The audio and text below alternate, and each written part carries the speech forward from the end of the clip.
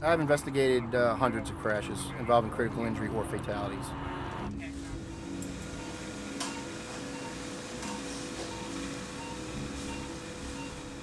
I can remember one of the first speeding-related victims I treated when I was an intern. She was driving with her boyfriend.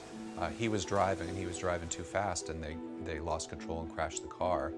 And she was paralyzed from the neck down. The first case that comes to mind is actually we'll be approaching the area where this collision occurred a few months ago. 23-year-old female who was operating at a high rate of speed, and she lost control on the inside lane, jumped the median, and actually overturned the vehicle several times. Massive trauma to her head. Did not survive. For the first day, everybody was rallied around, and there were flowers, and her boyfriend was holding her hand. A month later, she was laid out in an empty room on a rotating bed, staring up at the ceiling. And there was no boyfriend, there were no flowers anymore, the cards on the wall were gone. And it struck home like this was her new reality. This was the rest of her life. And it was all from one moment and one decision.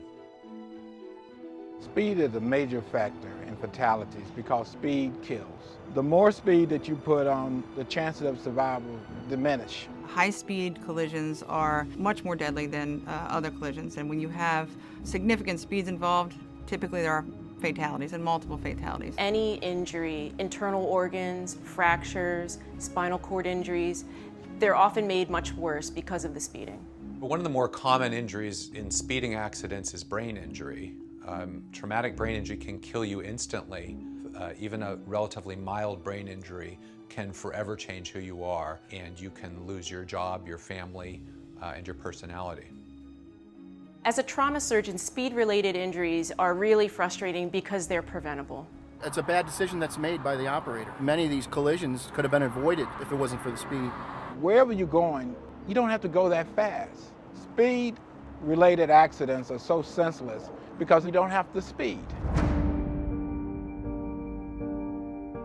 To this day, I still hate doing it, is notifying a family member of next of kin the death of a loved one, trying to, somehow let them know that this could have been avoided. MPD writes tickets for speeding drivers to let the operators know the extreme risks involved with speeding and what can occur, and secondly, to enforce the laws in the District of Columbia. When you choose to speed, you and everyone around you pays the price. We're all working towards 0 deaths in DC because every life counts.